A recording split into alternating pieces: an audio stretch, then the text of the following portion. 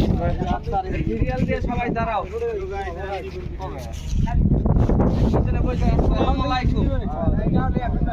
প্রিয় সহকর্মী ভাই বন্ধুরা, সবাই তো আমরা এখানে কি ভাই ভাই। এখন আমার বাপ আছে, আমার মা আছে, আমার ভাই আছে, আমার আত্মীয় স্বজন আছে, তাই না? আত্মীয় স্বজনের আমি মনে করি যে আমার আত্মীয় স্বজনের আগে এখন যারা আমার পাশে আছে তারা আমরা আমার প্রিয়জন। প্রিয়জন কি এর লেগে?